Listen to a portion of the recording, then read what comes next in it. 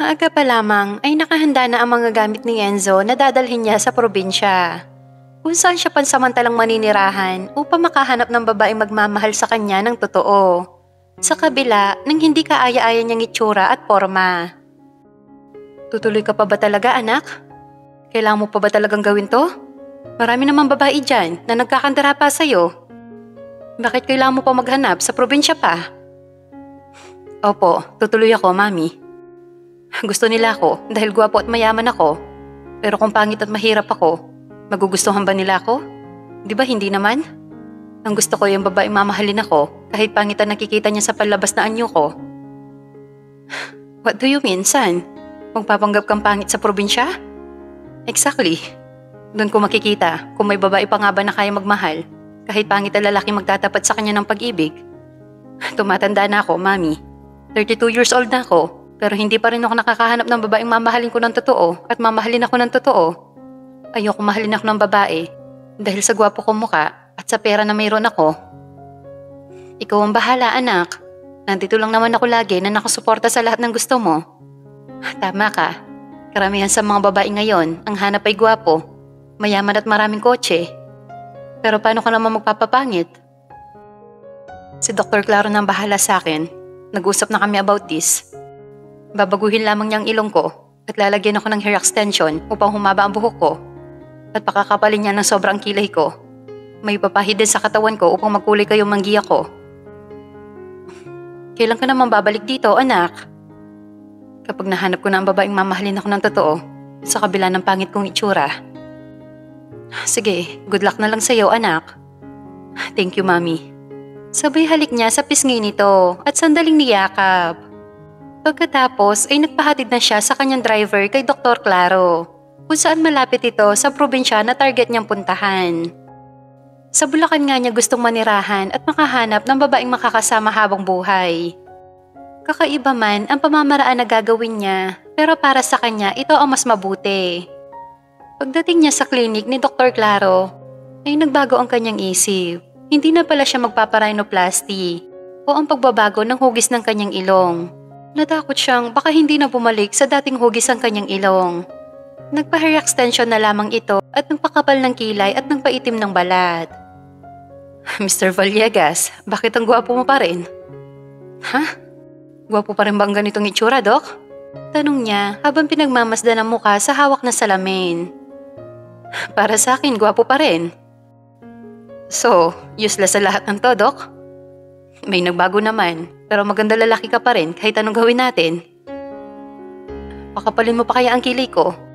At magpaparhinoplasty ako, but make sure, Doc, na kaya mong ibalik sa dating ilong ko. Oo naman, Enzo. Trust me. Okay, Doc. Saan mo nga pala ako nahanapan ng matitirhan dito sa Bulacan? Sa Matimbo, Malolos, Bulacan.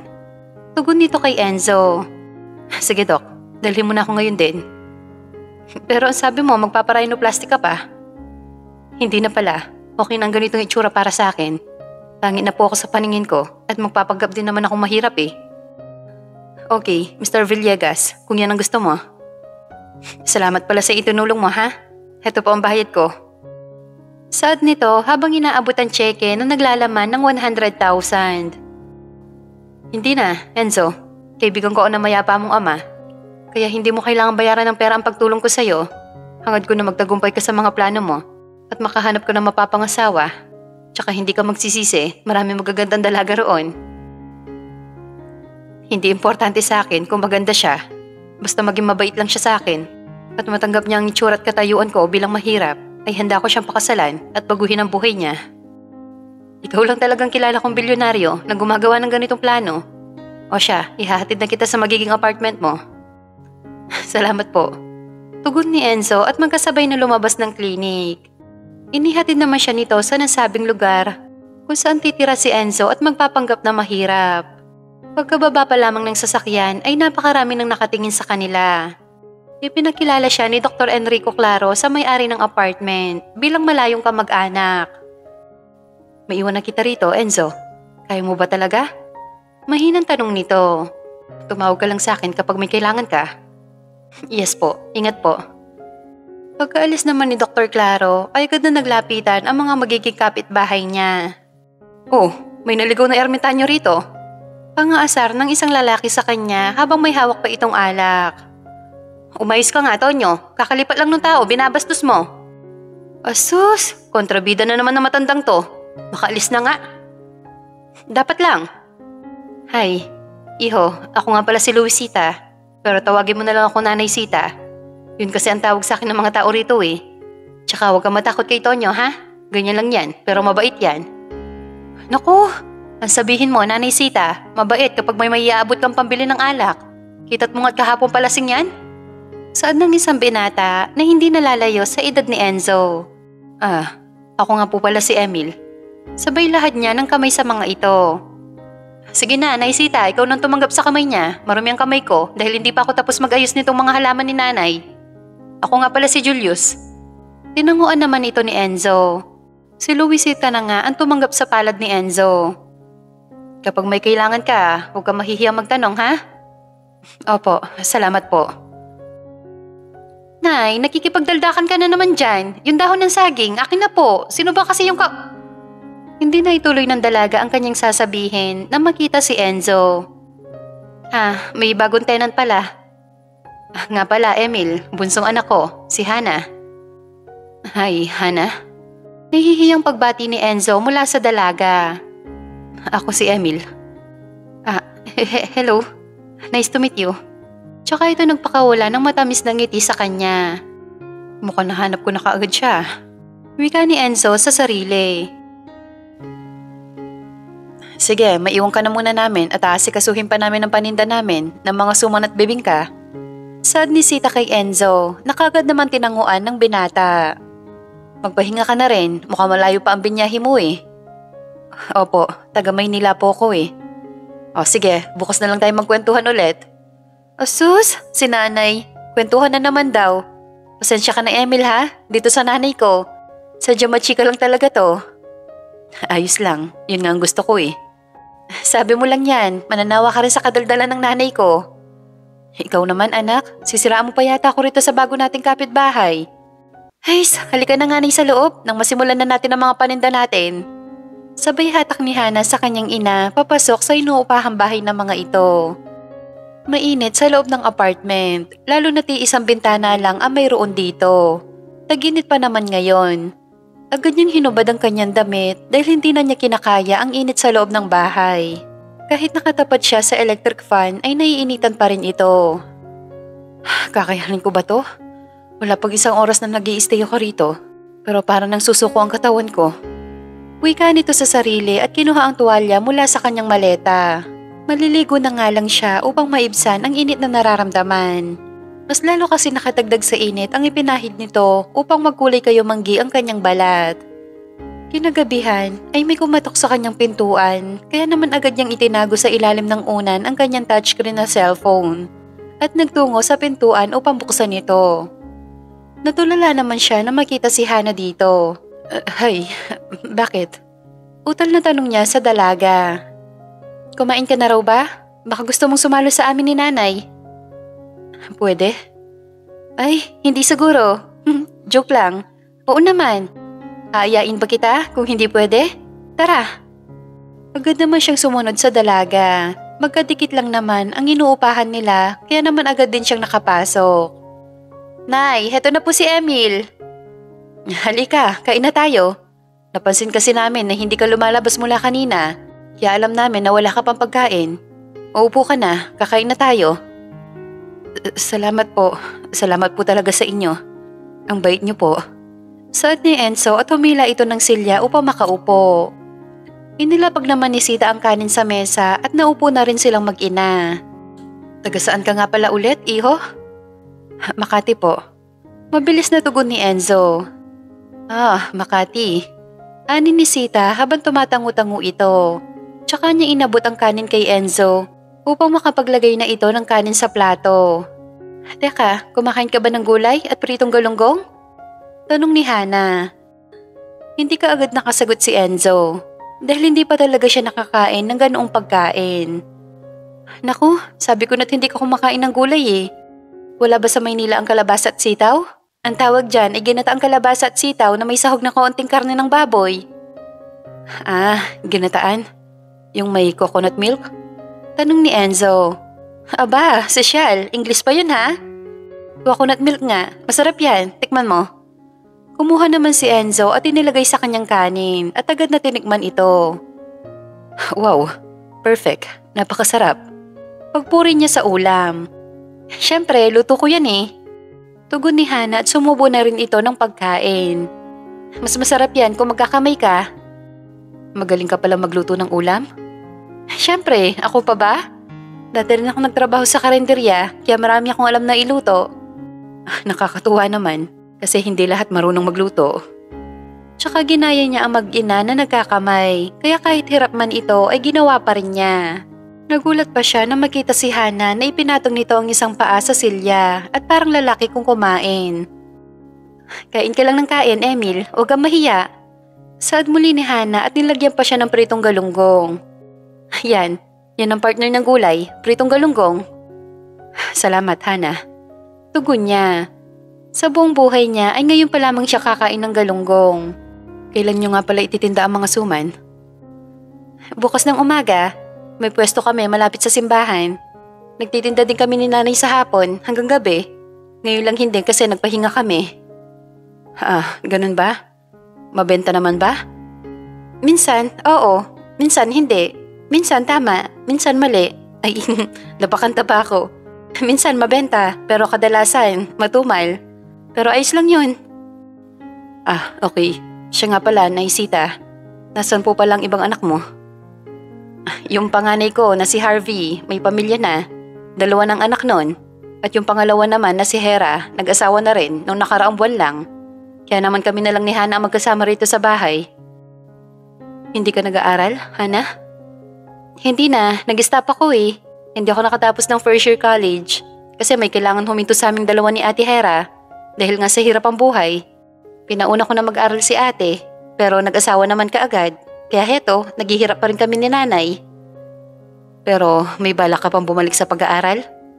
Oo naman, nag-iipon din ako ng pera para makabalik sa pag-aaral at makapagtapos. Ikaw ba, nakagraduate ka na? Hindi naman kaagad nakasagot si Enzo. Hindi niya alam kung ano nga bang sasabihin. Hirap na rin siya sa pagsisinungaling. Oo. Kaso, wala pang mahanap ng trabaho eh. Ano ba natapos mo? Hindi ako nakapagtapos ng kolehiyo. High school lang. Pagsisinungaling niya. Pareho lang pala tayo eh. Kain ka pa. Hindi na, busog na ako. Salamat. Ang hina mo naman palang kumain eh. Hayaan mo, kakausapin ko yung kaibigan ko kung naghahanap pa siya ng kargador para maipasok kita. Ano? Anong kargador? Tanong ni Enzo kay Hana, kaya ganda nagkatinginan ang mag-ina.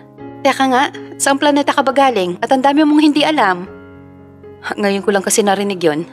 Ano ba yung kargador? Mga nagbubuhat sa palengke, yung mga kung ano-ano. Kayang-kaya ko yon. Magbubuhat lang naman pala. Tugon ni Enzo. Oo, magbubuhat ka lang naman ng sako-sakong bigas. Tugon ni Hana, dahilan upang malaki ang mga mata ni Enzo. Ano? Sako-sakong bigas? Oo. Wag na pala at baka mabali ang mga buto mo. Tutulong na lang ako sa inyo sa pagtitinda ng mga suman at mga bibingka. Ano? Seryoso ka ba? Wala namang kaming ipapasweldo sa iyo eh. Ayos lang. Basta libre pagkain lang at ganito lagi kasarap. Tugon naman ni Enzo. Nay, kakaibang tindero to ah. Hindi kailangan ng sweldo. Libreng pagkain lang, masaya na. Sige, ikaw ang bahala, Emil. Hanggat wala ka pa nahahanap na trabaho. Saad naman ni Sita. Salamat na Sita. Magsisimula na po ba ako bukas? Oo, ako ang makakasama mo. Kasi si nanay may pwesto din yan sa tapat ng palengke. Hapon na nang tumulong si Enzo kay Hana sa pagtitinda ng bibingka at suman.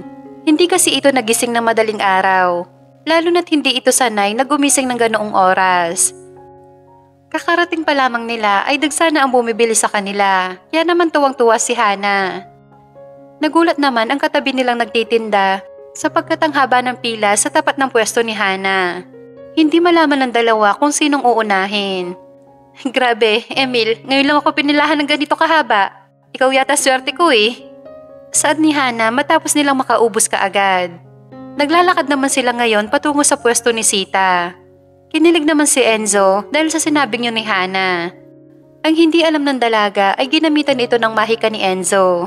Bago ito pumunta sa pwesto kanina ay may mga kinausap siya mga tao upang bumili kay Hana. Siya rin ang nagbigay ng pera sa mga ito upang makaubos kaagad sila Hana ng paninda. Talaga? Swerte ako sa'yo? Oo, swerte ka sa akin. Thank you, Emil. Dahil swerte ako, paano ba yan? E di lulutuan mo ulit ako ng masarap na hapunan? Oo ba? Yun lang pala eh. Tsaka kung matutuwa si nanay neto. Hana! Sigaw ng lalaki mula sa likuran nila. Galit na galit ito at tila naghahamon ng away. Kaya pala natitiis mo ko kasi may bago ka na. Erickson, ano ba? Huwag ka nga mag-iskandalo dito. Nakakahiya. Nakakahiya? Bakit? Nahihiya ka sa ginagawa mo? At dito mo pa talaga ako pinagpalit? Sabay tingin nito kay Enzo. Sa lalaki mo kang ermitanyo? At mukhang hindi naliligo? Tumigil ka na, Erickson. Walang kinalaman dito si Emil. Hindi ko siya boyfriend gaya ng iniisip mo. Tsaka wala kang karapatan na laitin o insultuhin si Emil. Itatanggi mo pa talaga at kakampihan niya lalaki mo? Brad, baka nakakalimutan mo, babae yan. Bakit mo kailangan sigawan? Sigaw ni Enzo, ngunit mabilis siya nitong sinuntok sa muka. Dahilan ng pagkabiling ng muka ni Enzo. Erickson, ano ba? Sabay tulak ni Hana sa lalaking sumuntok kay Enzo. Umalis ka na, kung ayaw mong ipapulis kita. Tsaka niya hinawakan sa mukha si Enzo. Ayos ka lang ba? Hala, dumugo ang labi mo. Nakatingin lang naman ang mga tao sa kanila at walang ibig tumulong. Ayos lang ako, Hana. Tugon ni Enzo at pinunasan ng dugo sa labi niya. Ang lakas na loob mo sumugod dito at saktan ng kaibigan ko? Saan ka ba humuhugot ng kakapalan ng mukha, Erickson? Matapos mo ako lokohin? Ako pa talagang pinagbibintangan mong may ibang lalaki? Wow, ibang klase ka. Inakit lang ako ni Cindy. Hindi ko naman talaga siya gusto. At yung nakita mo, si Cindy humalik sa akin. Ayusin naman natin to. Mahal na mahal kita, Hana. Kung talaga mahal mo ako, kahit 100 babae pa ang umakit sa'yo, hindi mo yan papatulan. Sinabi ko naman sa'yo, tapos na tayo, di ba? Kaya tantanan mo na ako at huwag ka nang umarte na parang boyfriend pa kita. Pinagbigyan kita nung una mo ako niloko. Pero ngayon, hindi na. Tama na. Hindi ako magpapakatanga sa lalaking katulad mo. Babalik ka rin sa akin, Hana. Tandaan mo yan. Dahil hindi mo kaya na wala ako. Ha? Sino ka ba sa inaakala mo? Bakit naman kita babalikan? Hindi lang ikaw lalaki sa mundo. Napakayabang mo. Halika na nga, Emil. Sabay hatak niya kay Emil. Boyfriend mo pala ang lalaking yon? Tanong ni Enzo. Correction, ex-boyfriend. Akala siguro niya hindi ko siya magagawang iwan. Ang kapal niya para sabihin na babalik pa ako sa kanya? Tama yan, Hana. Huwag kang magpakamartir. Proud ako sa mga babaeng kayang iwan ng lalaki kahit gano'n nila ito kamahal kapag sa tingin nila hindi na worth it pang ipaglaban. Tumpak, Emil, babae ako at hindi lang babae lang. Sabi nga ng nanay ko, ang babae minamahal, hindi sinasaktan. Oh, nakaubos na kayo at nandito na kayo? Napahinto naman sila dahil nasa tapat na pala sila ng pwesto ni Nay Sita. Ah, opo Nay, gulat ka no? Hindi nga, nakaubos na talaga kayo? Totoo po yun, Nay Sita. Nakaubos na po kami ni Hana. Kami na po magtitinda niya mga natirang tinda mo para po makauwi ka na at makapagpahinga. Saad ni Enzo. Bakit ang bilis naman yata? Kasi nga Nay, pinilahan kami ni Emil na para bang artista na gusto magpa-autograph sa amin. Swerte po kasama si Emil, Nay. Talaga ba? Nakakatuwa naman. Pero teka, bakit may sugat ang labi mo? Ah, kasi po, naputol ang sasabihin ni Hana nang magsalita si Enzo. Nauntog lang po ako, Nay Sita. Nag-aapura kasi kami kanina. Dahil sa dami ng customer, nauntog ako sa ulo ni Hana. Ha? Napanganga na lang si Hana dahil gumawa ng ibang kwento si Enzo. Mag-iingat ka sa susunod. Ayan tuloy, nasaktan ka pa. Gamutin mo ang labi niya, Hana. Kung kayo ang magtutuloy magtinda rito. Salamat, uuwi na ako at magluluto ng hapunan natin. Sige po, Nay. Ingat po sa pag-uwi. Sarapan mo ang luto mo, Nay, ha? Request po ni Emil yon. Oo naman. Kailan ba ako naglutong hindi masarap? Sabi ko nga po. Umalis na nga si Sita. Kaya naman sila Enzo at Hana na lang ang naiwan sa pwesto. Halika, Emil. May bulak at alkohol ako dito sa bag ko. Gagamutin ko yan. Pasensya ka na talaga ha. Nahihiya tuloy ako dahil sa ginawa ni Erickson sa'yo. Okay lang yun. Hindi mo kasalanan to. Anong hindi? Kasalanan ko yan. Ako ang dahilan kung bakit kanya sinuntok. Kinuha naman ni Hana ang bulak at alcohol sa bag niya. Pagkatapos ay pinatakan niya ng alcohol ang kapirasong bulak na hawak niya. Mahabdi yan. Ani ni Enzo. Oo, pero tiisin mo. Halika na. Dahan-dahan na idinampi ni Hana ang bulak sa labi ni Enzo kung saan may sugat. Bahagyapan na ilayo ni Enzo ang labi niya sapagkat mahapdi ito. Tiisin mo lang. Tiniis nga yun ng binata at habang idinadampi muli ni Hana ang bulak sa labi niya ay hindi niya maiwasang titigan nito sa muka, pababa sa labi ng dalaga. Napalunok na lamang siya at ibinaling ang tingin sa iba. Oo yan, tapos na. Tatayo na sana si Enzo nang bigla na lang hipa ni Hana ang labi niya. O ano, hindi na ba masakit? Ganyan ginagawa ni nanay kapag nasusugatan ako noon. Hinihipan niya at nawawala na ang sakit para bang magic. Hindi naman nakapagsalita si Enzo. Natulala lamang siya kay Hana.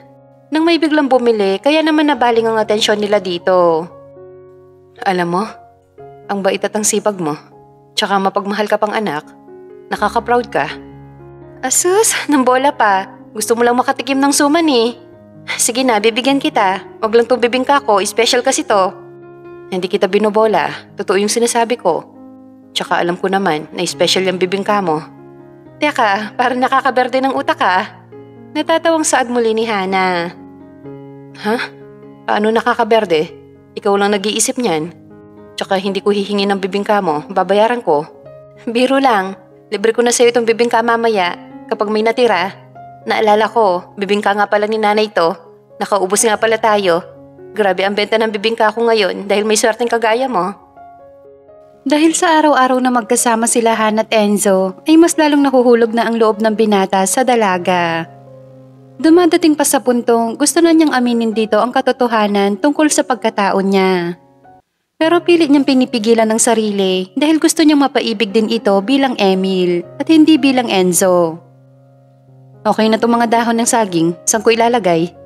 Tanong niya kay Hana. Dito na lang sa tabi ko, gagamitin ko na rin yan. Pwede ka nang umuwi para makapagpahinga. Ayoko pang umuwi.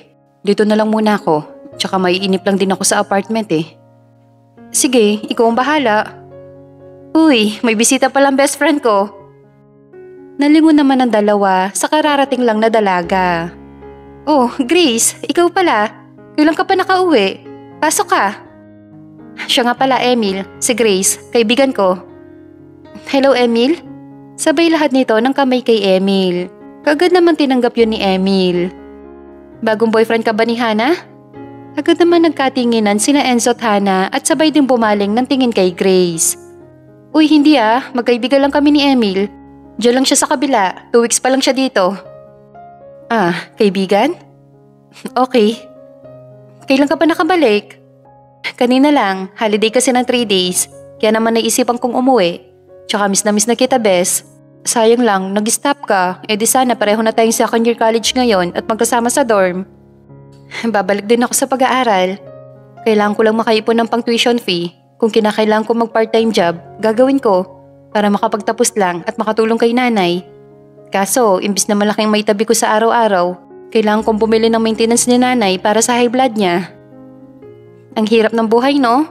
Ang suswerte ng mga mayayaman o mga pinanganak na mayaman, hindi na nila pinoproblema ang mga pinoproblema nating mahihirap. Ang problema na lang nila kung paano pa yayaman. Napalunok naman sa sariling laway si Enzo sa sinabing yun ni Grace. Tama ka dyan, pero ayoko naman na sobrang yaman gaya ng mga bilyonaryo. Tugon ni Hana at sinimulan ng magbalot ng suman. Wow ha, talaga ba? Hindi ba't mas masarap ang sobrang yaman? Tanong ni Grace. Ang gusto ko, yung sakto lang, maginhawang buhay. Alam mo kasi yung mga mayayaman na yan, parang hindi na masaya yan sa buhay nila. Hindi ko naman nila lahat, pero karamihan talaga. Lalo na yung mga mahihirap na biglang yumaman. Naku, hindi lang buhay nilang nagbago, pati ng ugali nila ay binago na ng pera. Mukhang patungkol na yan sa totoong nanay mo Saad ni Grace kaya napalingon si Enzo sa kanya. At agad din nagbaba ng tingin kay Hana. Teka, may totoong nanay ka? So ibig sabihin si Nanay Sita hindi mo totoong nanay? Tanong ni Enzo, pero nanatiling tahimik si Hana. Itinuloy lamang niya ang pagbabalot ng suman, pero hindi nakatakas kay Enzo ang pagpatak ng luha nito. Maiwan ko na muna kayo ha? Naalala ko pala may pupuntahan pa ako. Bes, babalik ako mamaya. Tumango lang naman si Hana bilang pagtugon. Pagkaalis ni Grace ay agad na humila ng silya si Enzo upang tabihan si Hana na patuloy pa rin sa pagpatak ang mga luha. Ayos ka lang ba? Tumingin naman sa kanya si Hana at mabilis na nagpunas ng luha ito gamit ang kanyang braso. Okay lang ako, Emil. Pinaalala pa kasi ni Grace ang hindi ko na dapat pang maalala eh. Hindi ko natatanungin ang tungkol sa totoong nanay mo. Pero kapag ready ka nang ikwento sa akin, magkwento ka lang ha? Handa ako makinig. Nandito lang ako para sa'yo. Sabay tapik niya sa balikat nito. Salamat, pero sige, sasabihin ko sa'yo, lahat-lahat. Talaga? Oo, pero dapat sabihin mo muna sa akin kung sino ba nagugustuhan mo. Ha? Ano? Ako may nagugustuhan? Wala ah. Utal-utal na tugon ni Enzo at bigla na lamang umilap ang mga mata nito. Sure ka? Ano yung narinig ko kahapon? Sabi mo pa nga, gusto ko na nga talaga siya. Ang hina ng sinabi ko na yon, pero narinig mo pa talaga? Siyempre, matalas ang padinig ko eh. So, sino nga siya? Ayokong sabihin. Tsaka natatakot akong aminin sa kanya na gusto ko siya.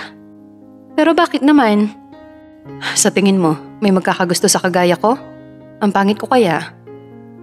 Sino nagsabing pangit ka? Hindi ka napapangitan sa akin? Hindi no.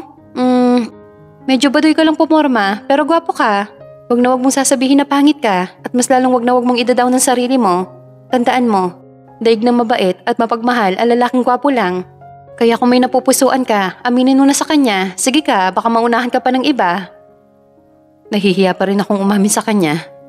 Minsan, gusto ko nang umamin pero kapag gagawin ko na parang umaatras bigla ang dila ko. Nakakatorpe, Hana. Parang kilala ko na yung babaeng nagugustuhan mo. May kutob ako kung sino. Ha? Hindi nga. Hindi pa kapaniwalang tanong ni Enzo.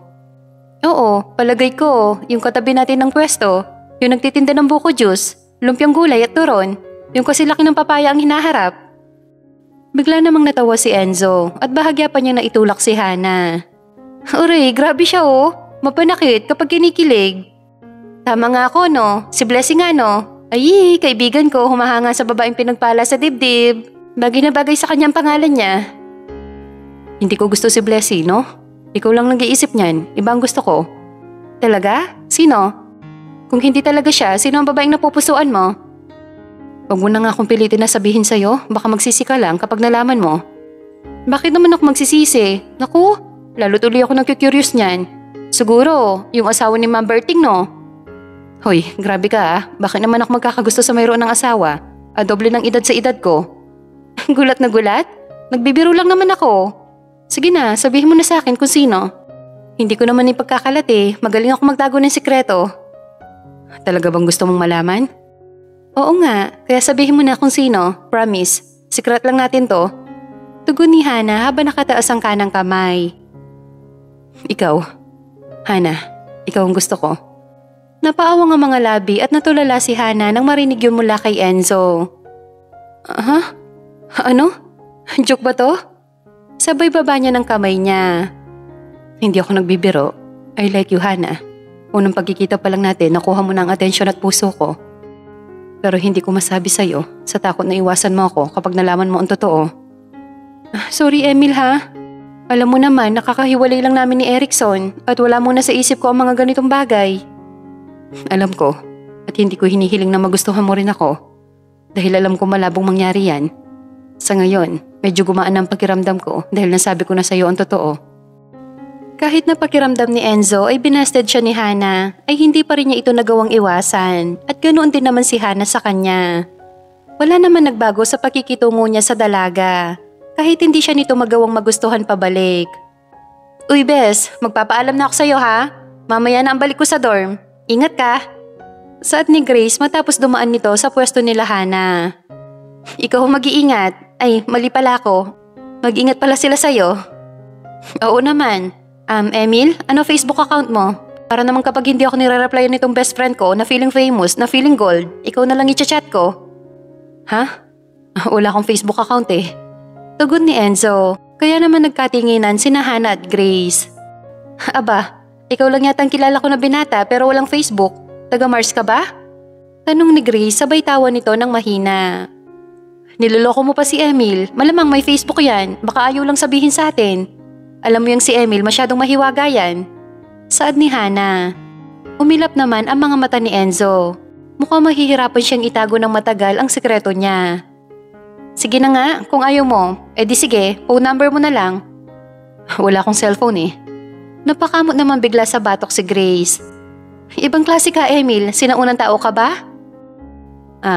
Oo. Kilala ko nga ang lolo ng lolo mo eh. Sumakay na nga rin siya sa biro ko. Sige na, maiwan ko na kayo. Sige Grace, ingat. Tugon ni Enzo. Bigla namang hinatak ni Grace si Hana palayo kay Enzo. Bakit? Kuno noong tanong ni Hana. Talaga kayang walang FB account yan? Or cellphone man lang? Hindi ka ba nagtataka sa lalaking yan? Ha? Bakit naman ako magtataka? Bes, hindi kaya nagtatago yan? Baka may ginawang kasalanan yan tapos dito nagtago. Naku, nakakatakot ha? Bes naman, bakit mo naman pinag-iisipan ng ganyan si Emil? Tsaka sabi ni nanay, doktor daw ang kamag-anak niyan. Inihatid pa nga siya eh. Pero alam mo, nawiwirduhan din ako sa kanya.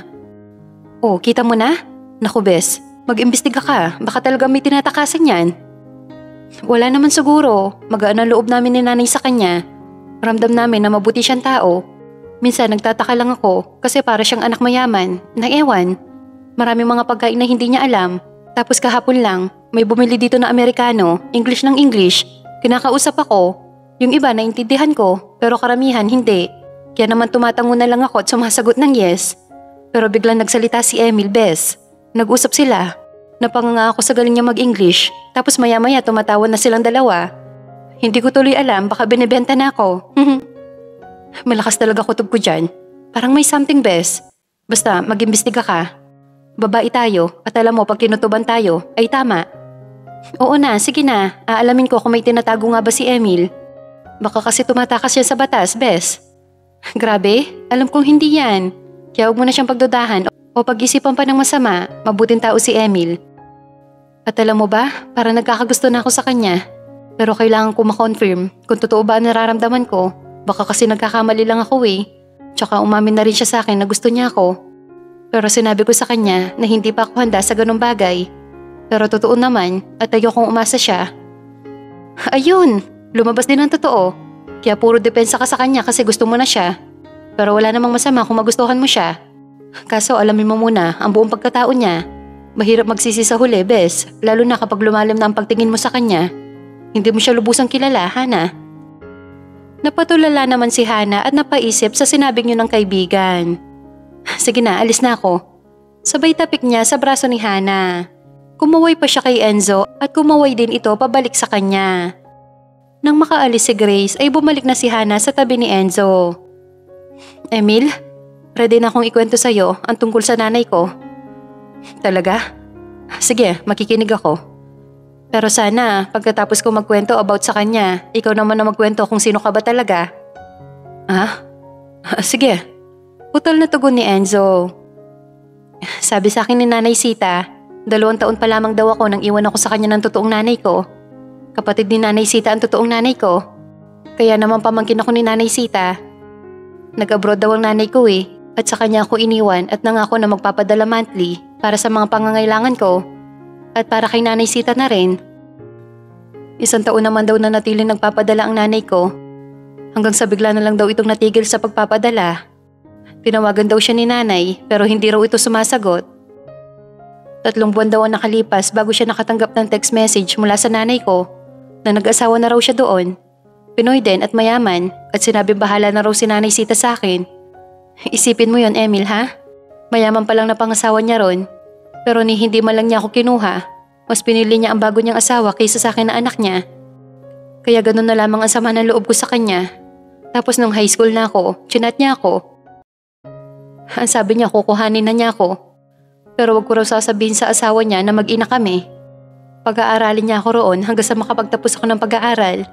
Pero hindi ako pumayag.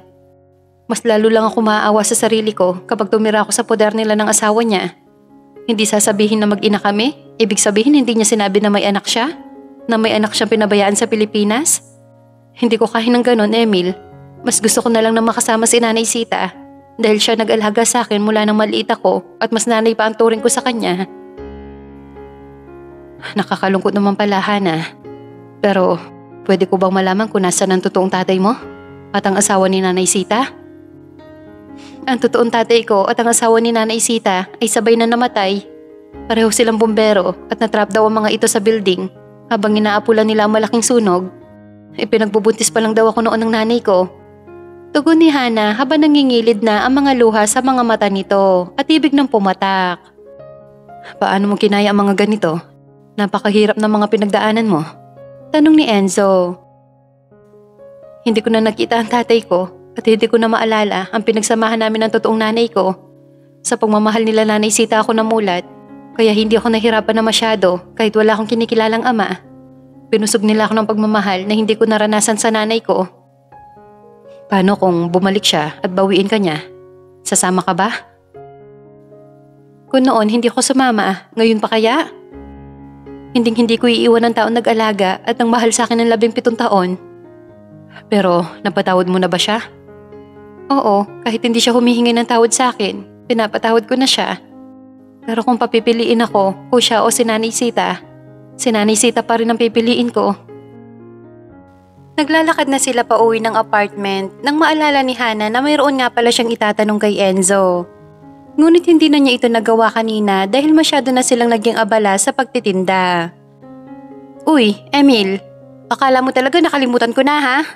Saad niya at pinigilan pa niya sa braso si Enzo. Kaya naman napahinto ito sa paglalakad at hinarap siya. Ha? Ang alin? Kunwari hindi alam? Yung pinag-usapan natin kanina, na kapag nagkwento ako about sa totoong nanay ko ay magkukwento ka rin tungkol sa'yo. Sino ka ba talaga, Emil? Gusto mo talaga akong makilala? Sabay yuko ni Enzo ng bahagya at inilapit ang mukha niya sa mukha ni Hana. Oo nga, gusto kita makilala, kaya ikwento mo lahat-lahat sa akin. Naniniwala ka talaga kay Grace na may itinatago ako? Na tumatakas ako sa batas? Ha? Narinig mo yon? Ang lakas ng boses ng kaibigan mo, malamang maririnig ko yon. Yung mga sinabi ko, narinig mo? Yun ang hindi. Bakit? Ano bang sinabi mo sa kanya? Wala naman. Talaga ba? Kung ayaw mong sabihin, hindi rin ako magsasabi sa'yo tungkol sa pagkatao ko. Ang daya mo, sana hindi na lang ako nagkwento sa'yo kanina. Diyan ka na nga. Tsaka ito nag-apurang maglakad palayo kay Enzo. Uy, Hana. Kung gusto mo talaga akong makilala, aminin mo sa akin ng harapan na nagugustuhan mo na rin ako.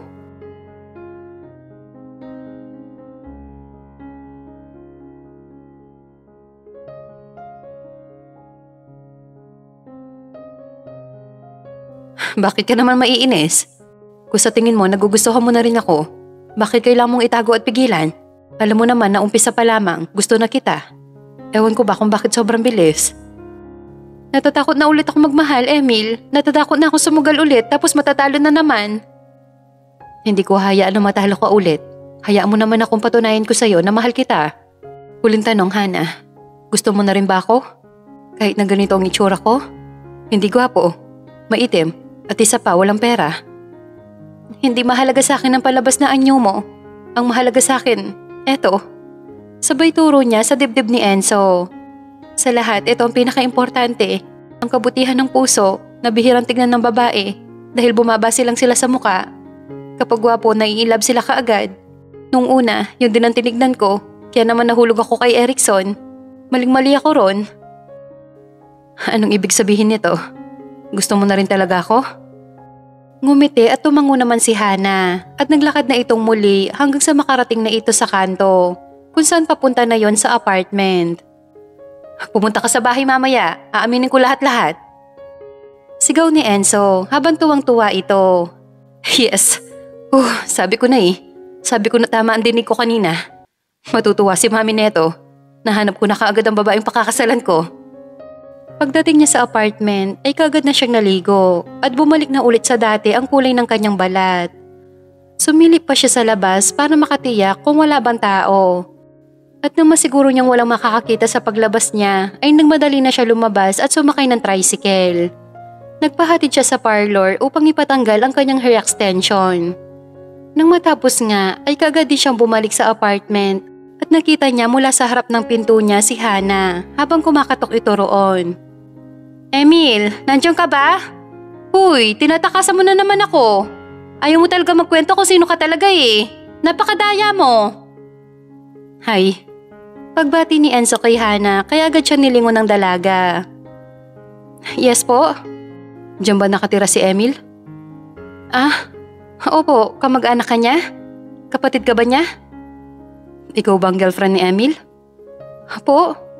Bulalas ni Hana habang nanlalaki ang mga mata nito. Hindi po kaibigan ko lang po si Emil. Pero ang sabi sa akin ni Emil, may girlfriend na siya rito at Hana daw ang pangalan. Saad ni Enzo habang pinipigilan ng sarili na wag matawa. Grabe lalaking yon, yun pa talaga ang sinabi niya? Hindi pa nga siya nanliligaw tapos sasabihin niya boyfriend ko na siya? Ibang klase. Pero may gusto ka sa kanya? Sino ka ba? Siguro kapatid ka ni Emil no? Magkahawig kayo eh. Lalo na sa mga mata, mga labi at ilong. Maputi ka lang at maiksi ang buhok. Siya kasi mahaba eh. Ngunit hindi sinagot ni Enzo ang tanong ni Hana. Dahil kaagad niyang binuksan ang pinto at hinatak papasok si Hana sa loob. Gulat na gulat naman ang dalaga dahil sa ginawang yun ni Enzo. Pagkasara niya ng pinto ay siya naman pagsandal niya kay Hana mula roon. At ikinulong niya ito sa mga bisig niya. Manyak! Manyak! Sabay hampas ni Hana sa dibdib ni Enzo. Sabi mo, gusto mo ko makilala ng lubusan? Natigilan naman si Hana nang sabihin yun ni Enzo. Ano?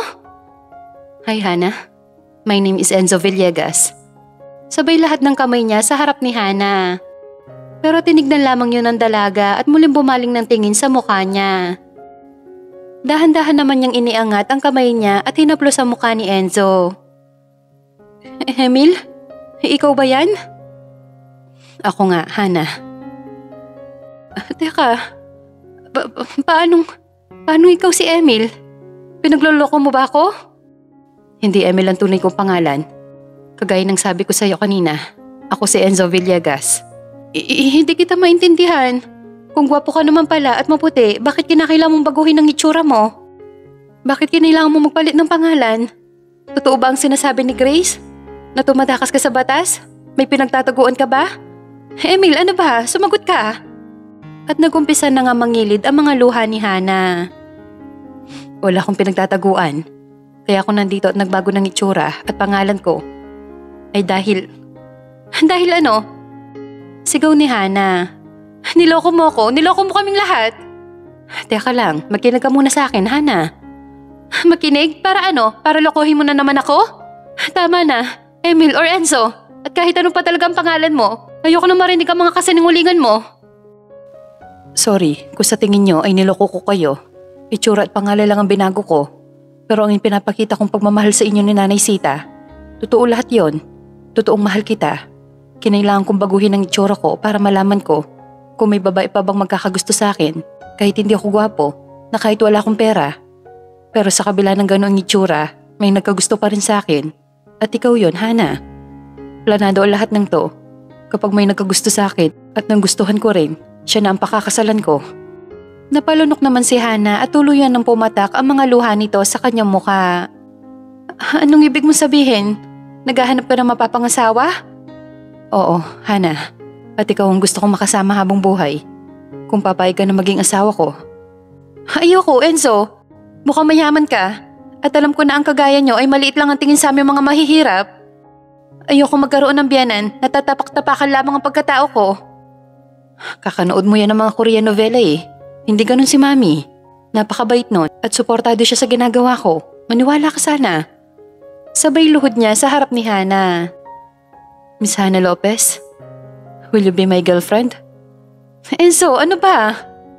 Hindi ako tatayo rito hanggat hindi mo sinasagot ang tanong ko. Oo na, tayo ka na riyan. As in, oo na? Sinasagot mo na ako? Girlfriend na kita?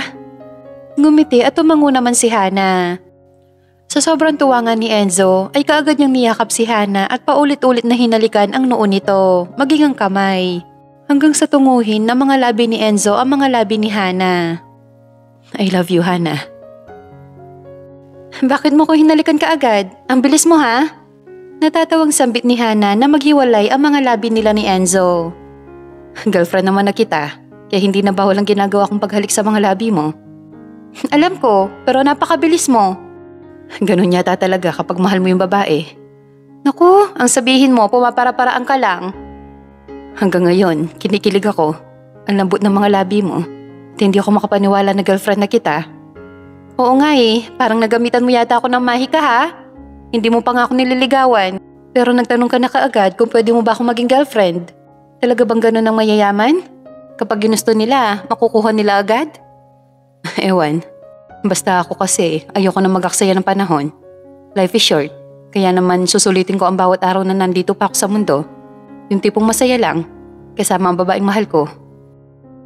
Paano pala natin sasabihin kay nanay ang totoo, na Enzo ang tunay mong pangalan at lalo na to relasyon natin?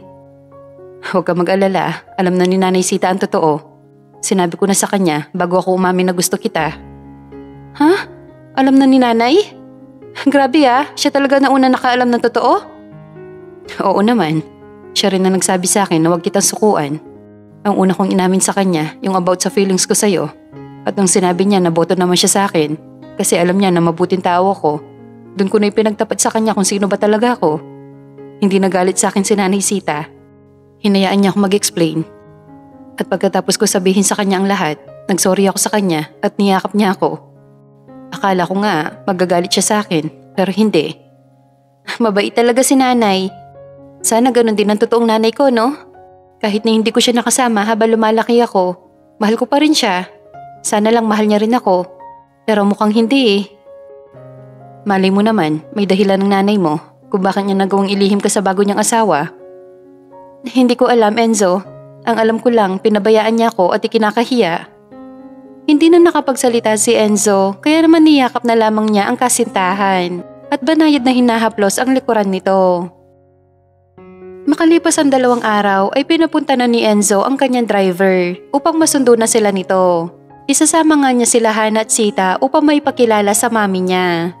At bago niya tuluyang lisanin ang lugar na to, ay nagbigay siya ng 2 taon na upa para sa mga nangungupahan dito. Kasama na roon ang apartment na inuupahan nila Hana. Binigyan din niya ng mga grocery at mga sako-sakong bigas ang mga ito. Kaya naman abot langit ang pasasalamat ng mga tao rito kay Enzo. At kahit bilang Emil ay naging mabuti naman ang mga ito sa kanya, kaya naman sinuklian lamang niya ang kabutihan ng mga ito sa kanya. Para kay Enzo, ang lugar na ito ay ang pangalawang tahanan niya. At ang mga tao rito ay ang pangalawang pamilya niya. Enzo, salamat ha. Napakalaking tulong nito para sa aming lahat. Hindi na namin problema ang 2 taon na upa at may mga pagkain na kami. Hulog ka ng langit sa aming lahat dito sa apartment, Enzo. Saad ni Berto habang maluha-luha ang mga mata nito. Tsaka patawarin mo pala ako kasi hindi maganda ang pag-welcome ko sa'yo nung unang tira mo rito ha. Lasing kasi ako nun eh. Wala po yun, Kuya Berto. Sana lang, hindi ka na maglalasing ha? Yung dapat na ibibili mo ng alak ko, Yossi. Ibili niyo na lang po ng pagkain o ano pa man na pangangailangan mo. Tsaka heto nga po pala, para sa panganganak ng misis mo. Kapag kulang yan, sabihin niyo lang po kay Hana para makapagpadala ako. Naku, maraming salamat talaga, Enzo. At tuluyan na ngang bumagsak ang mga luha ni Berto. At sa labis na tuwa ay nayakap niya si Enzo. Gumanti rin naman ng yakap ang binata sa kanya. Napakabuti mo. Napakaswerte ni Hana sa'yo. Pareho lang po kami swerte sa isa't isa, Kuya Berto. Sige na ho, kailangan na naming umalis. Pangako po, babalik ako sa lugar na to. Lalo na't nandito ang girlfriend ko. Ayaw pang tumira sa bahay ko eh. Pakasalan mo na kasi para maiuwi mo na. Darating din po tayo dyan. Sa ngayon, masaya kami bilang magnobyo at nobya. Tama ka naman dyan. Hindi naman kailangan apurahin ng lahat. Yumakap din naman sa kanya ang mga bata roon na itinuturing siyang nakakatandang kapatid. Masakit man para kay Enzo na lisanin kaagad ang lugar na to, ngunit kailangan na. Kailangan na rin kasi niyang bumalik sa Maynila dahil kailangan na siya ng kumpanya. Manghang-mangha naman sila Hana at Sita nang mamasdan nila ang napakalaking mansyon ng Villegas. Ano to, Enzo? Palasyo? Grabe naman po sa palasyo, Nanay Sita. Tugon ni Enzo habang papalapit na sila sa harap ng mansyon. Kinakabahan ako, Enzo. Matanggap kaya ako ng mami mo? Bakit naman hindi? Nasend ko na rin sa kanya mga pictures mo at gandang-ganda nga siya sa'yo. Gaya ng sabi ko sa'yo, mabait ang mami ko. Isa rin siyang mahirap bago mapangasawa si Daddy. Kasambahin noon nila Daddy si Mami hanggang sa magustuhan niya si Daddy. At doon na nag-umpisa magbago ang buhay niya. Saad ni Enzo at natanaw na niya ang kanyang ina na nasa harap ng bahay at nakatanong sa kanila. Ayan na pala si Mami, talagang inaabangan na pala tayo. Nakangiting sambit ni Enzo. Kaya naman sabay na nalingon dito sina Hana at Sita. Teka, kilala ko siya. Saad ni Sita at nauna na ngang bumaba ito. Nay? Sigaw ni Hana at nagapura na rin itong bumaba ng sasakyan. Sunod naman bumaba ng sasakyan ay si Enzo at ang kanyang driver. Ate Sita? Oh my gosh, ikaw nga ba yan? Tuwang-tuwa na tanong ng mami ni Enzo. Rosalie? Tama nga ako, ikaw nga yan. Saad naman ni Sita. Teka, magkakilala po kayo ni Nanay Sita? Nagtatakang tanong ni Enzo. Maging si Hana ay nagtataka kung paano naging magkakilala ang dalawa. Oo naman, Enzo. Kilalang kilala ko si Ate Luisita. Tugon ng mami niya, sabay baling ng tingin kay Hana. Paanong magkakilala po kayo? Butal na tanong ni Hana sa mga ito. Dahil best friend kami ng kapatid niya, si Leia. Ha? Ibig po sabihin best friend ka po ng totoong nanay ko? Bakit? Hindi ka ba anak ni Ate Sita? Naku, hindi. Anak siya ni Leia. Agad naman lumapit si Rosalie kay Hana at hinaplos sa mukha ng dalaga. Ikaw na palang anak ng matalik kong kaibigan? Akala ko, anak ka ni Ate Sita. Pamangkin lang po niya ako. Siya nga pala, nasaan si Leia? Kasama niyo ba siya? Hindi po, hindi na siya umuwi mula nung umalis po siya. Tugon muli ni Hana. Di hindi niyo pala alam ang nangyari sa kanya? Umiling-iling lang naman si Hana habang nagtataka ito. Bakit? Ano nangyari kay Leia? Hindi niyo alam ang totoong nangyari sa kanya sa ibang bansa? Hindi. Ano nangyari sa kapatid ko? Mukhang mapapahaba ang ating kwentuhan. Tara na po muna sa loob para po makapag-usap po kayo na maayos. Saad ni Enzo at nagtungo nga sila sa living room. Inikot pa sila Sita at Hana sa loob ng bahay. Napakaluwang nito at napakaganda. Irene, pakigawan nga kami ng merienda. Utos ni Rosalie sa kanyang kasambahay. Sige po ma'am. Napakayaman mo na talaga, Rosalie. Dahil po ito ate sa asawa ko. Kung hindi dahil sa kanya, baka kasambahay pa rin ako hanggang ngayon at wala akong anak na ubod ng gwapo at bait. Nagbago ang buhay ko dahil sa asawa ko. Sayang lang at wala na siya. Sayang naman, maaga rin palang nawala ng ama itong si Enzo. Ani ni Sita. Oo nga ate. Tugon ni Rosalie. Ma'am, ano po pala nangyari sa nanay ko? Nakulong ang nanay mo sa ibang bansa. Napagbintangan ang nanay mo na nagnakaw ng alahas ng amo niya. Kaya ipinakulong siya roon. May tumulong sa kanya upang makalaya siya at ito yung napangasawa niya. Pero ang inakala niyang kalayaan ay kabaligtaran pala. Pagkatapos kasi siyang tulungan nito, ay kapalit pala nito ay ang sarili niya. Bilang kabayaran sa ginawang pagtulong ng lalaki na yon, ay ang magpakasal siya rito. Okay naman daw nung una, pero habang tumatagal ay lumalabas ang tunay na ugali ng lalaking pinakasalan niya. Hindi niya na sinabi yun sa'yo, Ate Sita, dahil ayaw niya mag-alala ka pa sa kanya. Kung ako, wala rin kaalam-alam sa sinapit niya roon. Kung hindi pa niya ako tinawagan noon ay hindi ko pa malalaman. Mabagsik daw ang lalaking yon, madalas siyang pinagbubuhatan ng kamay at seloso rin. Kaya naman lagi lang siya nakakulong sa bahay. Wala din naman akong magawa para tulungan siya. Dahil hindi niya sinasabi kung nasaan siya. At mas okay na raw na siya ang mahirapan at magtiis kaysa may madamay pa. Pero sinabi niya rin sa akin, kung may pagkakataon siyang tumakas ay tataka siya para makasama kayo. Pagkukwento ni Rosalie, hindi na nga napigilan ni Hana at Sita na mapahagulgol ng iyak. Wala akong kaalam-alam na gano'n na palang sinapit ng kapatid ko. Saad ni Sita habang patuloy pa rin ito sa pag-iyak. Niyakap naman ni Enzo si Hana na halos manikip na ang dibdib sa labis na pag-iyak. Mula noon, wala na rin ako naging balita kay Leia. Ang akala ko nga nakauwi na siya sa Pilipinas at nagkasama-sama na kayo eh. Dagdag pa ni Rosalie at niyakap rin nito si Sita. Ang sama kong anak kasi hinusgahan ko ang nanay ko. Ang sama ko. Huwag mo sabihin yan. Hindi mo naman alam na gano'n ang nangyari sa kanya eh. Kahit sino yun ang iisipin. Pero ngayong alam na natin, ipapahanap natin siya. At babawiin natin ang nanay mo sa taong yun. Salamat Enzo. Sana lang talaga ayos lang ang nanay ko. Wala sana nangyaring masama sa kanya. Dahil hindi ko talaga mapapatawad ang lalaking yun. Sana nga.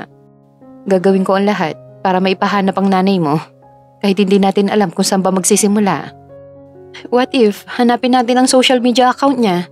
Facebook niya? Wala po eh. Noon nakachat ko po siya at kinukuha ko para doon mag-aral. Kaso po tumanggi ako.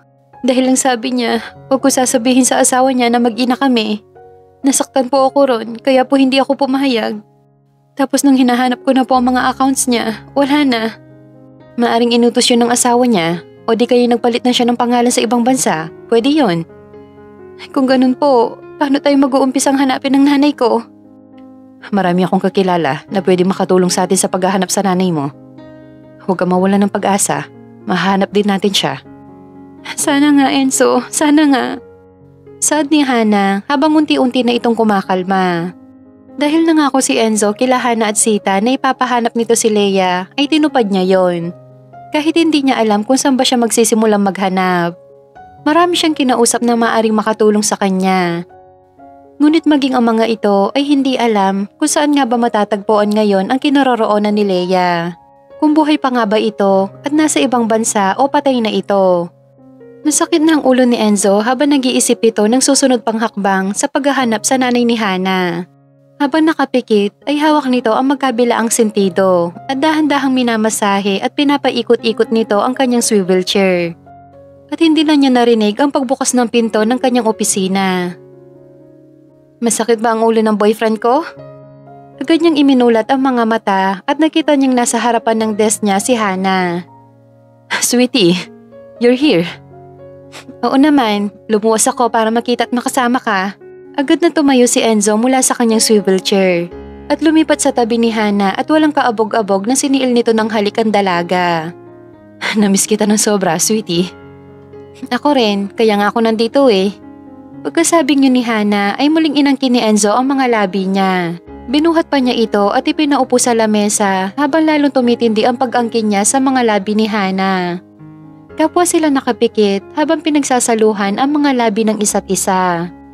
Lumilikot na rin ang mga kamay ni Enzo. Agad nitong tinungo ang hita ni Hana. Hanggang sa biglaang bumukas ang pinto, kaya naman natigil sila sa kanilang ginagawa. Agad naman bumaba ng lamesa si Hana habang matalim naman ang tingin ni Enzo sa kanyang sekretarya. Mary, ano ba? Hindi ka ba marunong kumatok? Sorry, Sir Enzo. Natuwa lang po kasi ako na may tumawag sa akin. Heto nga po, kausap ko pa po siya. Bakit? Sino ba yan? Tanong ni Enzo. Tumingin muna si Mary kay Hana bago muling bumaling ng tingin kay Enzo. Alam ko po na abala ko kayo, pero matutuwa po kayo sa ibabalita ko. Nahanap na po ang nanay ni Miss Hana. Napaawang ang mga labi ni Hana nang marinig yon mula kay Mary. Seryoso? Nakita na ang nanay ko? Sabay lapit ni Hana kay Mary. Yes po. At itong kausap ko ay yung mismong nanay mo. Kaagad na kinuha ni Hana ang cellphone ni Mary at kinausap ang di umano'y ina nito. Hello, Nay? Ikaw nga ba to? Utal-utal na tanong ni Hana. Hana, anak? Ang nanay mo nga to. Kumusta na kayo ni Ate Sita? Ang tagal ko kayong hinahanap. 3 taon na ako dito sa Pilipinas. Ngayon ay nasa Samar ako. Tugon ng ina ni Hana mula sa kabilang linya. Nay! Sabay hagulgol ng iyak ni Hana. Ikaw nga yan. Patawarin mo ako, Nay, kung inisip kong pabaya kang ina. Saan ka mismo sa Samar at pupuntahan ka namin dyan? Ibinigay nga ni Leia ang eksaktong address niya. Sa tinagal ng panahon na hindi niya nakasama ang kanyang anak, ngayon ay makakasama na niya ito at muling mayayakap. Pagkatapos kausapin ni Hana si Leia ay kaagad na ipinahanda ni Enzo ang gagamiting helicopter patungo sa Samar. At habang nasa himpapawid ay halo-halong emotion ang nararamdaman ni Hana. Napakasaya niya sapagkat hindi pa huli ang lahat para sa kanilang mag-ina. Nang makarating sila sa karinderya na pinagtatrabahuan ni Leia ay kaagad nila itong natanaw. Aligaga ito sa pagsiserve ng mga orders. Agad na nagsibagsakan ang mga luha ni Hana habang pinagmamasdan ang kanyang ina. Kahit walang kaayos-ayos ito, ay kitang-kita pa rin ang kagandahan taglay nito. Nay, mahinang sambit niya. Lapitan mo na siya, sweetie. Tumango naman si Hana at kaagad na lumapit sa kanyang ina na ngayon ay kakatapos lang maglapag ng mga order. Ikaw po si Leia Ramirez, di ba po? Tanong niya rito habang luhaan ang kanyang mga mata. Tinitigan pa silang dalawa ni Enzo bago ito magsalita. Hana, ikaw na ba yan? Sabay tingin sa kabuuan ni Hana. Agad na tumangutango ang dalaga at muli nga nagbagsakan ang mga luha nito. At ganoon din ang kanyang ina. Mahigpit na yakap ang iginawad nila sa isa't isa at paulit-ulit siyang pinaghahalikan sa noo. Ang anak ko, dalaga na. Salamat at ipinahanap niyo ako. Ang tagal ko nang gusto kayong makita nila Ate Sita. Ngunit hindi ko alam kung saan ko kayo hahanapin. Hindi ko rin kayo makita sa Facebook. Ibang panghalan po kasing ginagamit ko sa Facebook na eh. Tsaka wala po kami naging permanenteng bahay. Palipat-lipat po kami. Sa loob yata ng 1 taon, nakaka-4 na lipat kami ng bahay nila na Nanay Sita. Patawarin mo ko anak ha? Patawarin mong nanay kung hindi kita kaagad nabalikan.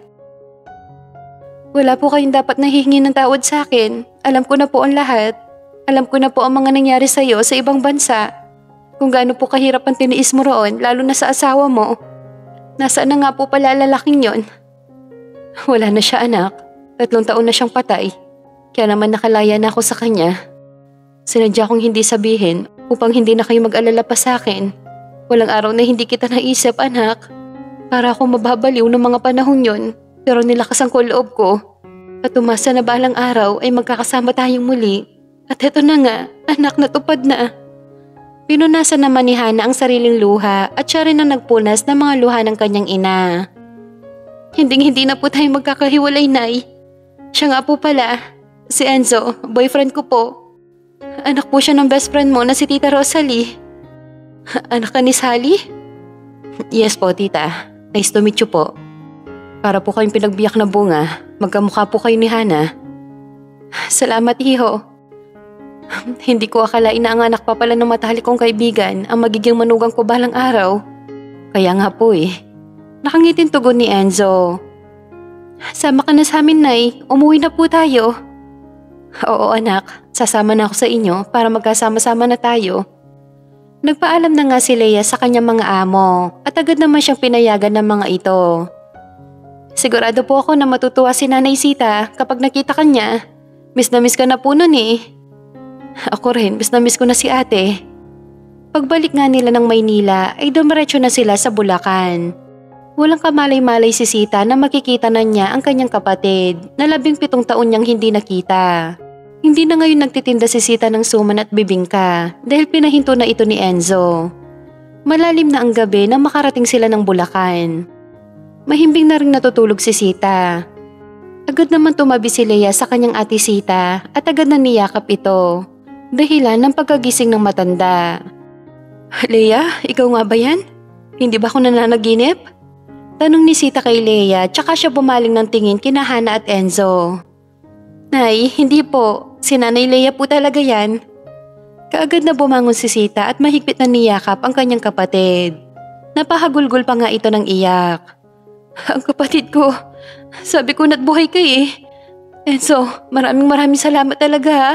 Sa walang tigil na paghahanap sa kapatid ko. At dahil sa'yo makakasama na namin ulit siya. Walang anuman po, Nanay Sita. Balang araw ay magiging parte na rin ako ng pamilya nyo. Masaya po ako para sa inyo.